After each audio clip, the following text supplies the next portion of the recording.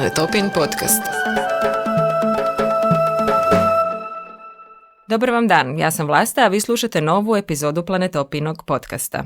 Današnja tema je integrativni pristup u liječenju raku, a naš je gost dr. Martin Lužbetak, koji već 10 godina pomaže ljudima komplementarnim tretmanima u onkologiji.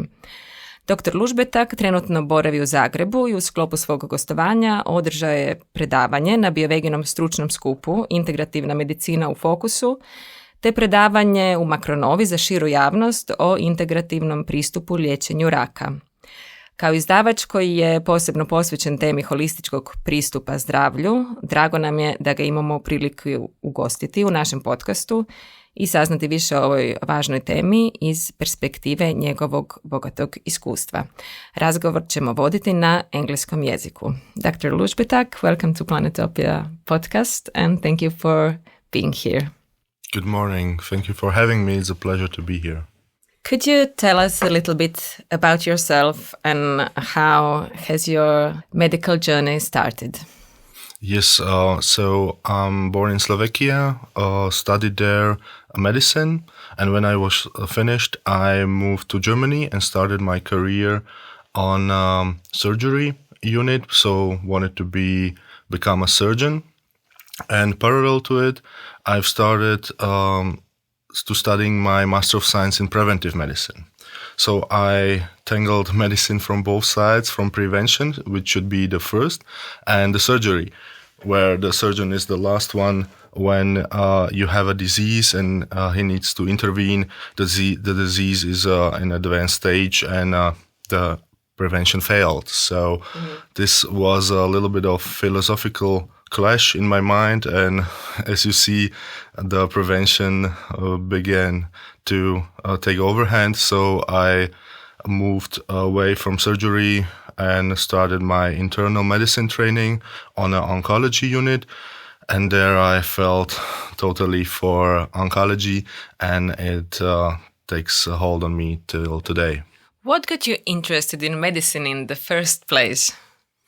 I always understood medicine as a biology of humans, so not maybe chemistry or not maybe some mechanistical way. So I was more interested in the biology, into how the body functions. When I was into bodybuilding, I was a young guy and trying to understand the muscle growth, the anatomy of the muscles, and everything like came to my mind and just came out as, I could be a doctor. So when I was like 15 or 16, I took a test, which profession I would be good at. And it came out, I would be good at giving information to people. So I gather information in my brain and just put it together with experience, and then I can give advice to people. So maybe this is the reason why I'm a doctor. Great. In my introduction in creation, what I said is that we are going to talk about this integrative approach to cancer treatment and complementary oncology. Can you explain those two terms? What does that really mean? I could explain how I see the things and how I live the things and how I practice medicine. Complementary medicine means to me you put everything you know from naturopathic medicine, from natural substances, from lifestyle medicine, and put it together with standard academic guideline medicine and try to bring both things from both sides together to help the patient the most effective way. So it's a search for efficacy. It's coming from the point that I, as a doctor, try to help my patients the most effective way. So you combine different areas like this classical approach and naturopathic, as you explained. Yes, I very rarely advise my patients against guideline medicine. I try to keep them on the track with their standard academic oncologist and just help to alleviate the side effects, to help bring some more efficacy, to bring some more life quality, and to bring these big worlds that are clashing today together in just one meaning to help the patient the most. What have you noticed since you first started this work 10 years ago? Do we have a rise in cancer rates? Yes, I mean, we analyzed our data in my lab, and there is increasing incidence the last 10 years, and the most increasing cancer rates are in young people. So 25 to 45 is a cohort that grows the most. So we don't have a real surge in cancer in older people, but we really have a very dangerous trends in young people, especially young women. So what could be some possible reasons for that trend? It's always multi-causal, so there's not one single reason we can point out. But of course, there is something going on. We are neglecting the most of the time. It maybe starts with the lifestyle. We change our lifestyle. We sit a lot. We drive a lot. We move maybe not as much we could. And we try to compensate it in the evenings going to the gym and do really hard workouts. So we sit the whole day and then we work out very, very hard. So we change our lifestyle. We changed our diet. We eat a lot of processed food. We do not sleep enough. We don't get enough deep sleep. We don't get enough the sleep in the length. We, of course, and the world around us. We have hundreds of thousands of chemicals, lots of them known hormonal disruptors. That means that they are hormonally active in our bodies, and we have maybe in European Union 350,000 of them, of chemicals on the market, which we engage every day. We don't know in which amounts. One single chemical is not toxic, but when we have 10,000 of them every day, maybe they are toxic. So we see a rise in breast cancer, which is, I mean, there is a good possibility that it's really in some connection with the hormonal disruptors in our external world, in our drinking water, in our soil, in our food, in our air. So yeah, we live a dangerous world with a lot of chemicals around us. We change our lifestyle and it takes a toll on us. Yes, so how do you approach when a patient comes into your clinic? I've heard you say you never promised anyone that you will cure anyone. And you measure a lot. So could you explain, please, to us, when a patient comes to your clinic, what do you tell them and how do you then proceed with your decisions on how to treat that person? Yeah, so the clientele that comes to my office most of the time always also been to the classical academic oncologist, knows what's the guideline treatment, and they frankly just say, we want more. Okay, so my job is to bring more efficiency in their treatment and not compromise the effects of the standard chemo or radiation therapy or targeted therapy. So we set some goals. Okay, what's our mission? To bring more efficacy, to bring less side effects, to bring more quality of life into this, and that's my job. That's where I'm specialized, and I know the answers. So my job is to know the answers to this question to these patients, and frankly, they don't get the answers in other offices. So that's why they use to try to really look for complementary specialists, because we have answers for other questions and are specialized in it. So we are quite good at it, and patients want to talk a lot. That means I always have at least 1 hour for a patient to really get into the details, so the patient feel that I'm interested in their case, and they are really fed up with this medicine, like in a fabric, 10 minutes per medical doctor visit, and just fast going through the case, and then next one. Yeah, so they are fed up to be just a number in the system. Just to go a little bit back to the previous question, I just remember that there is often a debate, maybe not in scientific circles anymore, but this debate nature versus nurture. Is it genes that trigger the disease, or our lifestyle, pollution, our environment? What is more likely to get us sick, cancer-wise and in general, from your experience? Yeah, so when you go into literature, it's clear that the genetical predisposition means 5 to 10% of the cancer risk. So it's very little. It's basically not negligible. If cancer runs in your family, okay, this is maybe the field you want to work on. But most of the cancer we get is sporadic, so it comes because damaging agents on our DNA. And this damage can come from many, many sources and can accumulate through the decades, and then we get sick. So, of course, we can decide how big is our risk through our lifestyle choices. And if we take bad choices, eat junk food, just sit all day, taking a cigarette, drinking alcohol, or even illicit drugs, of course, we know that are bad choices and we are putting ourselves in a risk. But you don't see the risk from day to day because there is none. It's risk in 10 years, in 20 years, in 30 years to get cancer. And the human mind doesn't look forward for 30 years. Yeah. What I've learned from this amazing book, and we've talked previously about the book Anti-Cancer, written by Dr. David Servan-Schreiber, and he said we all get cancer cells, but that's like almost normal that the body produces cancer cells, but that doesn't mean that we are all going to develop. So could you tell us a little bit more about the body producing the cancer cells and how is our body naturally equipped to deal with those cancer cells in time?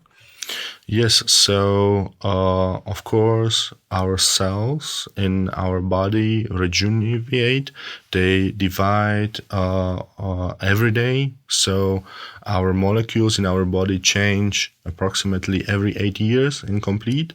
So there is a huge process going on every day in replication of our DNA. If the cells wants to divide, they have to double their DNA, and this process can be prone for errors. When we acquire enough errors, our DNA is damaged and the cell itself can be damaged. So we have an incredibly efficacious immune system which does surveillance. It goes to all parts of our body and asks the cells if they feel good, if they are stressed, if they don't feel good, if they are infected or prone to get cancerous. The immune system eliminates these cells, and this is incredibly efficient process, eliminating millions of cells every day, and really this protects us from getting cancer.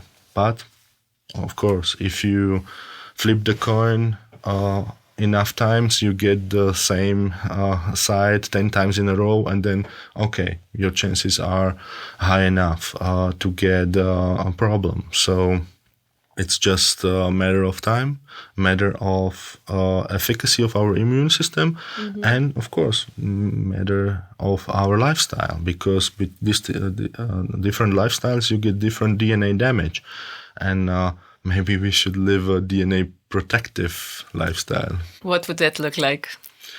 Eat a healthy diet, eat not too much, eat not very much food it's processed.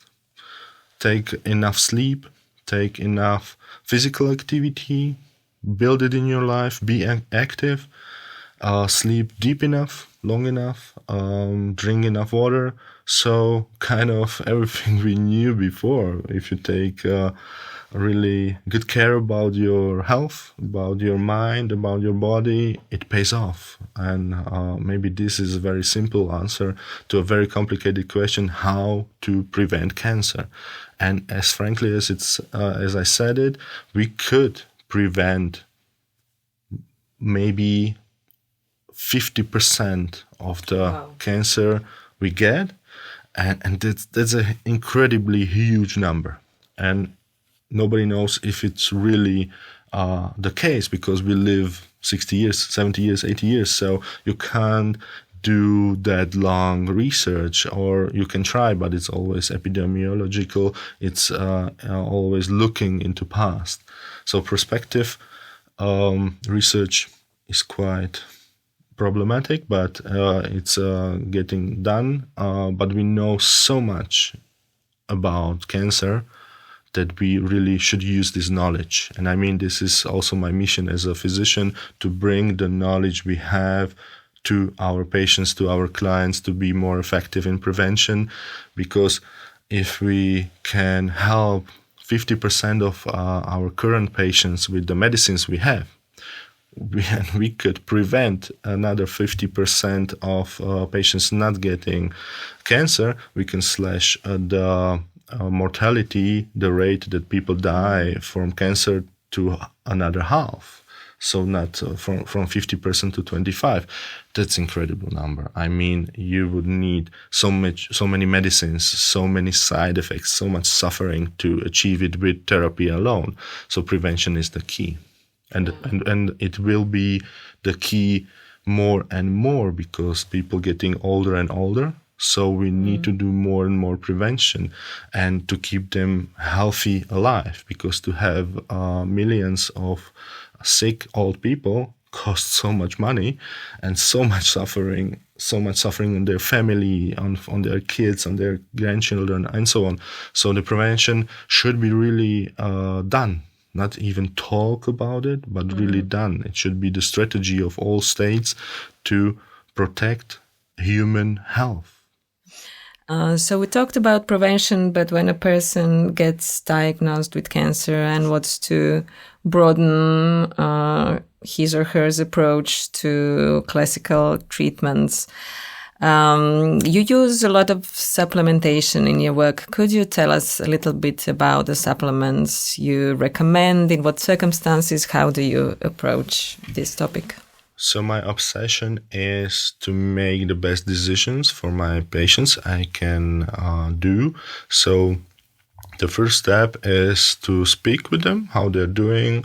I'm so often surprised that I'm the first physician asking them how are they doing, how they feel.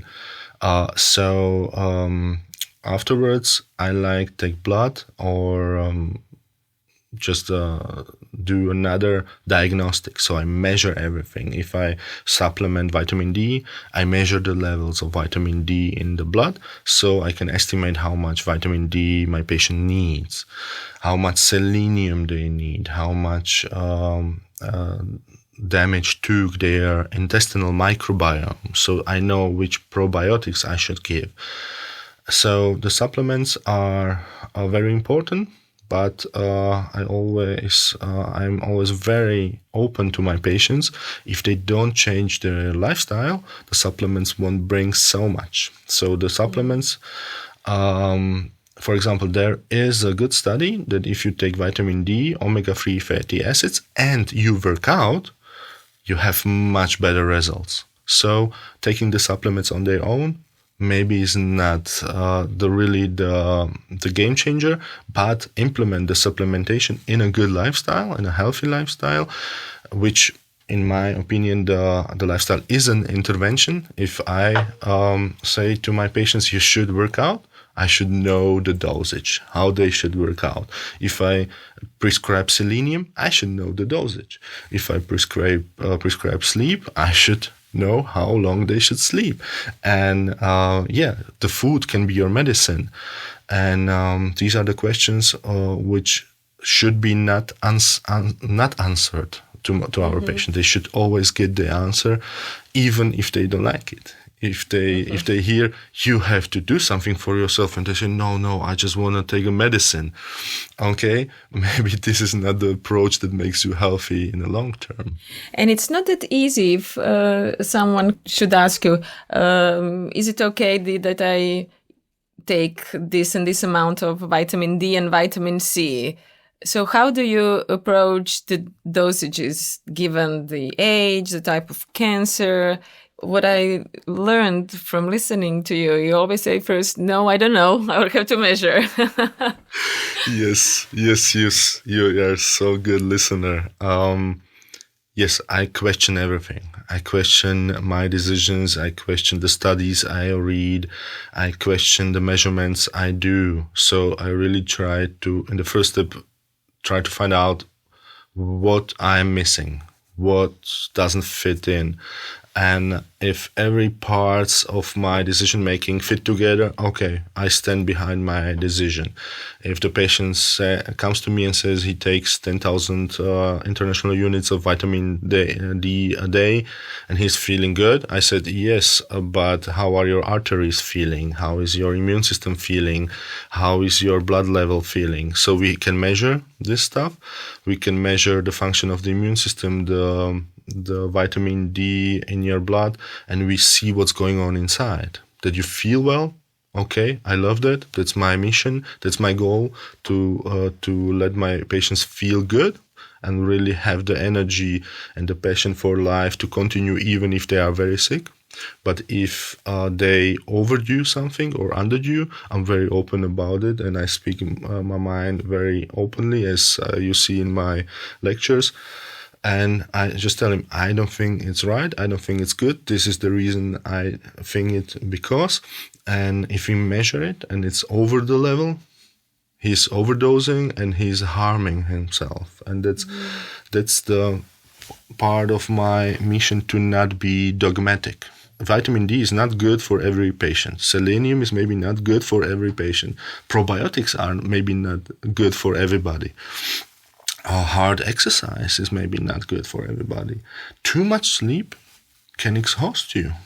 So everything is a part of a process where the dosages must be right. And it's my mission to know the dosages and to feel what the patient needs, to have time for my patients, to talk to them. Some of times I'm just shocked that I'm the first physician who listens to the patients, who finds time and really sits hours with them and listens what they want to say. And it's a big gift for me to have this time and to listen to these human stories. Maybe they are telling this story the very last time, and I'm the one who is able to listen. And this is the legacy of the old physicians, the founders of oncology, who always had time for their patients. And this is crucial, because if we want to make 10 or 20 minutes consultation oncology, the patients won't be happy and the physicians won't be happy. And then we have such a big burnout rate and such a huge dissatisfaction in physician and patients. So yeah, the system is struggling, the patients are struggling, the patients want to take care more for themselves, want to have interventions in their hands. They always ask me, doctor, what can I do for myself? And I said, the most. This is the key to your success. If you take it in your hands and follow the rules of the academic oncology and follow the rules of the complementary medicine, we bring it together and you can be part of your healing. And maybe we can't heal or cure all metastatic patients. Maybe we can't cure even one of them, but we need to try. And if we try, if we give them therapy, their life quality must be on the first place. Absolutely, that's a must, and I'm never change my mind about this, because if I give a very toxic therapy to my patients and I really kill the cancer, but the quality of life of the patients go so much down that they don't want to live because of the negative side effects of the therapy, my mission failed. I just failed. And the life must be livable all the time.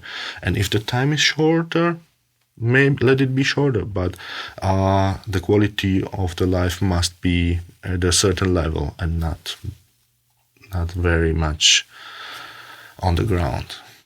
You mentioned microbiome, and I know it's a topic that has been a lot in scientific circles, but in general public also talked about how microbiome affects our immune system, and you work with the synergy between microbiome and immuno-oncology. Could you explain the complicated things in a simple way so that we understand? Yes. So what we eat decides a lot what microbes we have in our gut. So we have 1, 2, maybe 3 kilograms of microbes sitting there, interacting with our bowel, interacting with the food we eat, and creating, so to say, a school for our for our immune system to really get the right signals. So the interaction between the gut bacteria and the immune system is crucial for the function of immune system. Immune system needs these signals from the good bacteria.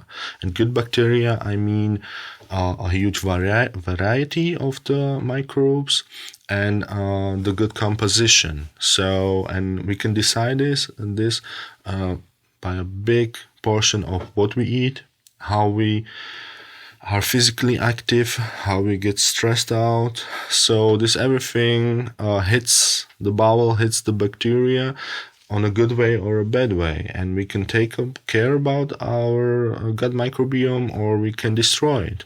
Even good old chemotherapy has negative side effects on gut microbiome. So to know the composition of your gut microbiome is not very complicated. You bring a probe of your stool to the physician, he sends this to lab, and they use next generation sequencing and tell you very nicely how many bacteria are there and how's the composition. It's thousands of stems and so on. So it's a very complicated matter, and I was struggling with this analysis a lot, because how can you know 500 stems of bacteria in your every result? So now we have a cooperation in Vienna with a startup. They use artificial intelligence. Okay, this is a tool that can help us with a huge amount or extreme big amount of information. So we really can work with this. So it's a kind of extension of a human mind, which could help us doctors to bring better treatments to our patients. So in this regard, I'm a big fan of AI. Great, that's very interesting how AI got infiltrated in every area of our human lives and work. We've mentioned vitamin C, vitamin D, selenium, probiotics, the good bacteria, but there is also one a supplement that is maybe not so well known or so much talked about. It's arabinoxylan, or known as Biobrine on the market, and it does contribute to the quality of life of patients who are undergoing chemotherapy. Can you tell us a little bit more about that supplement? Yes, I'm using Biobrine like at least 5-6 years. Almost all of my patients have it on some stage of their patient's career. So previously, I tried to measure the NK cell activity, so the immune system activity against tumor cells in lab. And what struck me was, okay, Biobrine is always the most powerful stimulator of the cells. And I was like, okay, do I have to measure it, or it comes all the time the best out? And it really came. And then I read some studies about how to combine Biobrine with other therapies and use the synergism which is on the cancer cells and the NK cell activity. And since then I use it very often. I use it almost to every one of my patients. It brings some qualities in regards of how the immune system interacts with the cancer, because just frankly, if you want to be long-term in remission, your immune system has to be in very good shape, and his activity must be just above the level that keeps the cancer at bay. And NK cells are the most prominent fighters in our innate immune system that fights the cancer. And if we can help them, okay, I'm ready to give it to my patients. I never seen toxicity out of it. I've never seen immune suppression coming out of it. So it's a easy to handle tool with no interaction potential and with other therapies. And of course it comes with some price, but if you have cancer, you get so many very expensive therapies. You can add BioBrand to it if you know what you're doing. So that's something that doctors should know, that oncologists should know, complementary doctors should know, or other therapists should be aware how to prescribe different substances. And for me, everything is an intervention. There is nothing I just prescribe, everybody can do all the time, and I don't care. Everything has its rules. If it's BioBrand, if it's vitamin C infusions, everything has some basic rules and have some understanding in the physician prescribing it. And then you bring it on the patient and you see what's going on, what's happening in your patient, and then you just react. You never say, okay, 2 years of selenium and then it's good. You always measure again and again and ask the patients, how are they doing? Look about the values, look about the efficacy of your therapy. So it's an ongoing process. You need to be willing changing your strategy. If your results are not optimal, it's a living thing you are fighting. Cancer is an adaptable enemy. He can adapt to your strategy and outsmart you, and then okay, the cancer made a move, now we have to make the move. I try to be one move ahead of the disease, which is I'm always preparing for the bad times, even I enjoy the good times. What are the latest breakthroughs that got you excited in the way we treat cancer? They can be very specific treatments. What can we look for to get good results? Yeah, we are living a very beautiful times in means that we have new classes of therapeutics available. In Europe, in States, and Asia, there are coming new therapeutics. Somehow you could call them exotic ones, where you bind an antibody to a chemo, so you have a double effect, because previously we had either chemo or antibodies. Now we have combined products. We have many more medicines coming in, cellular therapies like CAR T cells or tumor infiltrating lymphocytes. We get more and more targeted therapy, so we can help more and more patients, but it comes with a substantial financial toxicity. So the oncology is still very, very expensive, which is appropriate because we are dealing with a very complicated matter. The cancer is very complicated. It's not a simple disease, but the financial toxicity must be bared on our social systems. It comes a lot of financial toxicity on the patients their own. So one of my life missions would be also to make oncology a little bit more affordable. It's the strategy called off-label drugs, where you use old drugs used previously in other disease and bring them to the oncology. So to lower the average price of the medicines and bring more efficacy.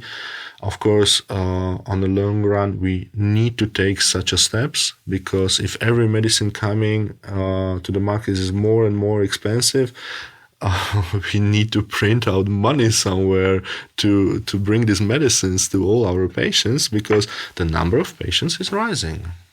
So we've talked how you measure everything, you measure the effects of your therapies, you change them, you look into the microscope laboratories.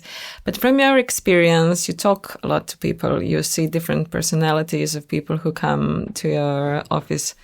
What is the thing that can't be measured in a laboratory? It's not a scientific thing, but can tell you that the patient has maybe a better chance of surviving or even having good quality despite still having cancer? Yeah, thank you for this question. It's a very important one. So first thing you actually can measure. If a patient comes with 5 members of his family and they all sit in my office and are interested what's going on and help him, I see, wow, this is beautiful. You see the family holding together in the really darkest times because one of them has a cancer. They really want to help and they put this as a priority, and you can't maybe measure the love they're giving this one member. Either it's the father or the mother or the kid or whoever. They really stick together and help them out. So this is a factor which cannot be underestimated. If physicians don't like the whole family coming there to their office, I mean, that's not a good thing. If they want to stick together, they should stick together, and we physicians have to take such a consultation as a gift, because we talk to whole family. They understand what's going on, what should be done, and how to deal with this problem. And there are solutions in every patient. So this is something which comes a lot of times, and it's very very nice to see. Maybe the next thing would be the attitude of the patients. If you have patients, they are fighters and they say, no matter what, I'm fighting the cancer off. I'm here, I'm ready, and I do what is necessary. And this is the attitude you really need. A lot of physicians in my scene don't like this fighting attitude. I like it. I come from mixed martial arts, so we as a sport, I really liked it. It was the pure fight. It was not the aggression I liked in fighting sports. It was the pure sports and the fighting which I really liked, and that's why maybe I'm a fighter against cancer.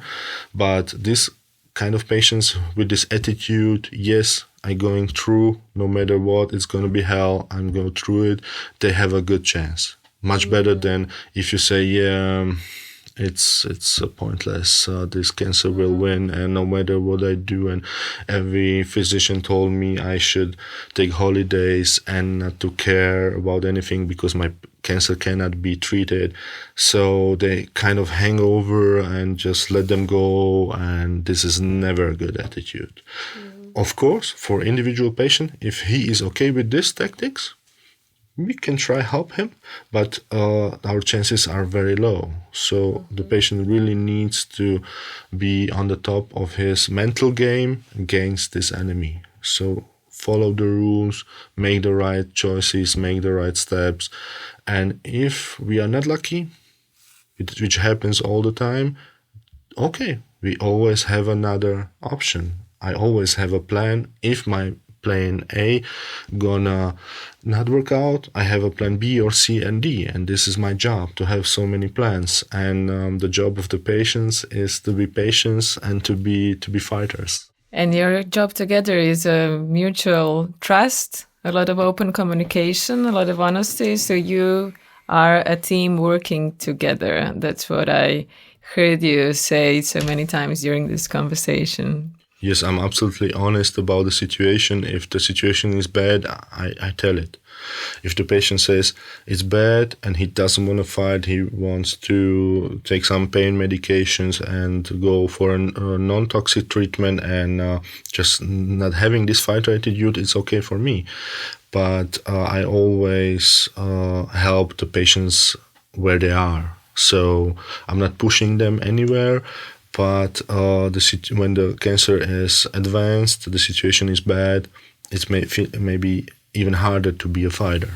And for me as a physician, I need to bear that some patients just are who they are and how they are, and if they want to fight, it's okay. If don't, I'm there here for them, but I can't do the job for them. So I can't put them asleep at 10 p.m. and wake them up and go to the gym and eat the right food. That's what I can't prescribe. I can't give it an infusion, and without their part, we are maybe not that successful as if they really cooperate and if they really appreciate the time I give them, because it's my job. I love it. I love to speak to the patients. I love the difficult questions, but I can't do the therapy for them. So it's a helping profession, and sometimes you have to just accept the people how they are. I'm wondering if some of our listeners might want to know a little bit more and specific about the supplements. How much should I take this? And is this good in combination with this? And is curcumin good with vitamin C? And you already said it's something you have to measure. It's not like you can now say, oh, if you have this, then take this. It's responsibility you don't want to take on yourself. But can you give us something like you told me yesterday, curcumin with fruit, don't mix? Yes, now we are getting very specific, which is good and bad. Of course, you have to have answers for specific questions. But the first question is, do you have a healthcare provider who has your back? Stand behind your decisions. If you're a cancer patient and you want to take vitamin D, selenium, and omega-3 fatty acids, I always back this decision. I tell we can measure it in the blood and have the blood values, then give you the supplements and measure in 6 weeks or 3 months and see where we're going. So this is the most precise way. I really like it because the measurement costs maybe 50 euros, and you do it every 3 months, and you absolutely know what you are doing. Measure, make, measure. Triple M. I absolutely love this method because it gives me control. So I know what I'm doing. And and that brings me to my efficacy. If I give too much vitamin D, I overshoot, and I do inhibition in my immune functions. And in cancer, in an active cancer situation, you won't compromise the immune system of your own at any time. No way.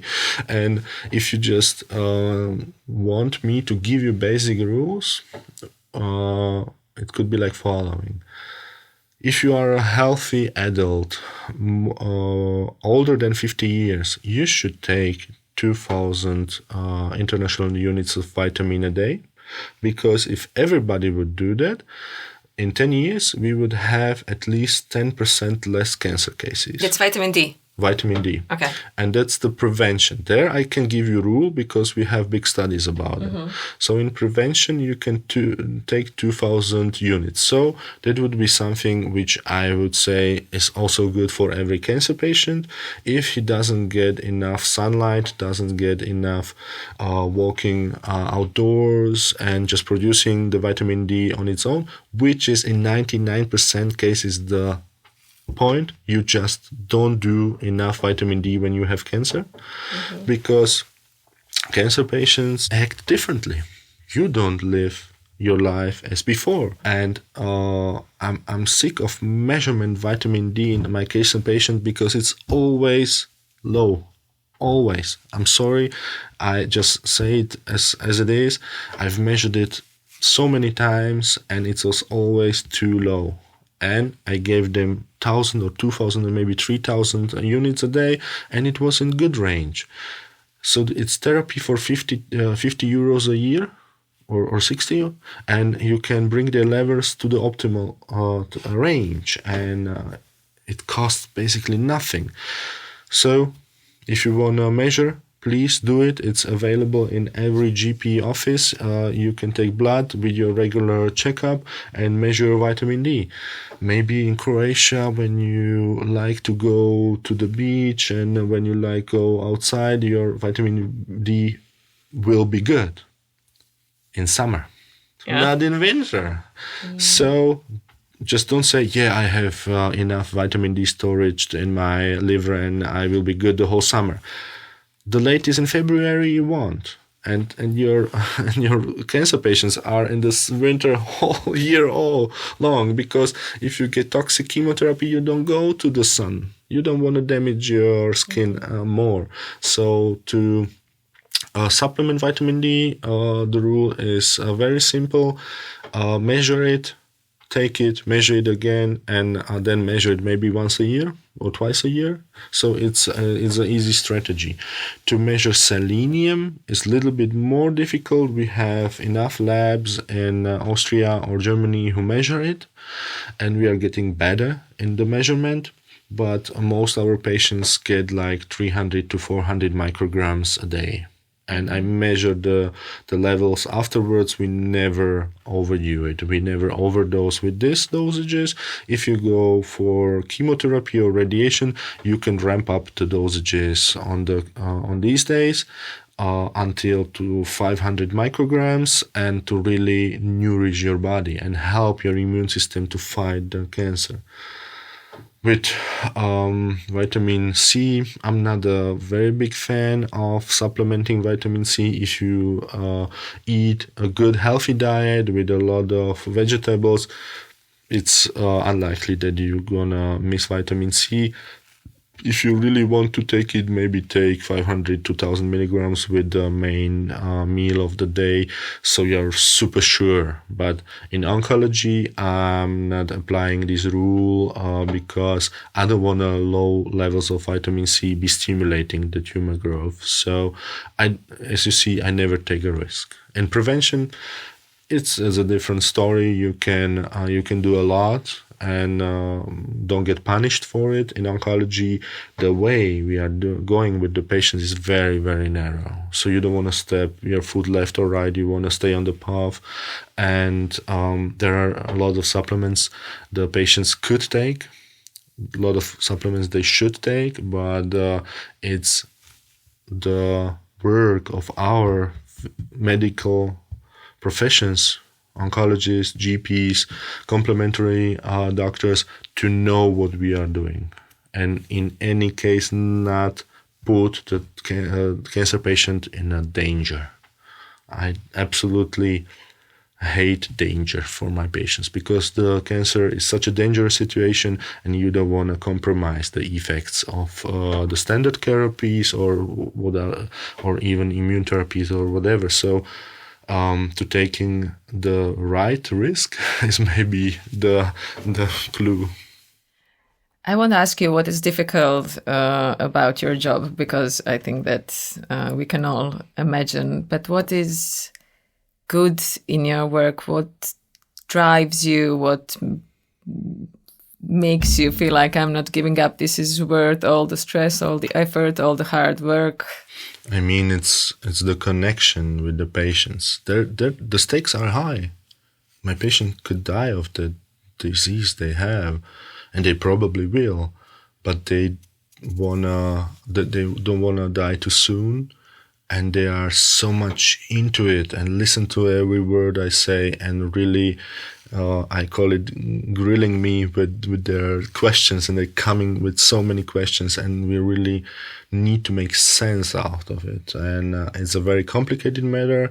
Simple solutions just doesn't bring anything. And I like complicated questions. I like using my brain and just really be focused on listen to my patients and try to make the most out of it. But this super deep connection where the patient sees me as a doctor whose job is to help him, and see my inner drive to help so many patients I can, that is unique in medicine. It's not a 5-minute GP visit. Oh, doctor, I'm coughing. Yeah, this is coughing tablet and go away. It's hours and hours sitting together, trying to make a good strategy, a complicated strategy, really strategy that thinks many steps ahead, and trust. I need to trust my patients that they're telling me what they are doing. I need to trust my patients that they are accepting what I'm telling them. If I telling them go by foot to the 10th floor of your apartment building, they hate me on every stage. But after the chemo, if my patients look like after holidays, that's something you just can't create out of the blue. It's hard work for me, hard work for them, and they trust me and I trust them. So the connection is absolutely unique, and it gives me so much back, because I have to give so much time, so much energy, so much effort into my job, that I really get the energy back and the love and everything from my patients, who really says, yeah, thank you, doctor. We are happy to be in your care. What else is better? You can get paid money in every job, but to really get the thanks of your patients, and they take your hand and say, yeah, thank you, doctor. We are happy to be here. That's the most precious thing you can get in your job. And last question, since Planetopia is a publishing house, and we like to ask our guests, what do they like to read? What are they currently reading?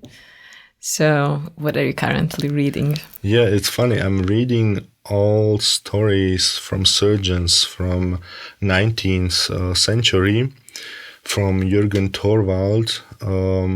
There are good books about surgeons and how they came up with the strategies like anesthesia, like antisepsis, and how they were struggling through everybody was against them. Everybody was laughing them out, and everybody was saying they are mad and they should go away, and they never backed up, never got away from the way they were thinking it's the right one. And that's maybe also the struggle in my job, to being between the specialties. There is no real board certification about complementary medicine. So I'm always being an outsider, and being in a small niche of physicians really trusting in what we are doing, and reading old stories that the history repeats itself. Our struggle is not new. The struggle was always there and will be always there, and it's a part of the game. That makes me a little bit more happy about what I'm doing, because to not feel alone is a huge thing. And if we see 20,000 generation of humans were successful before us, we know we will be the next generation, and our kids will be the next generation too. So it's fine to struggle in life and have a difficult job and difficult mission. It's a part of being human. Thank you so much for this wonderful conversation, Dr. Lužbetak. It's been a pleasure. Thank you for having me. It's a unique opportunity to speak about my job. I really appreciate it. Thank you. Dragi slušatelji, nadam se da vam je razgovor bio informativan i koristan, i da se slušamo ponovno u novoj epizodi Planetopijinog podcasta.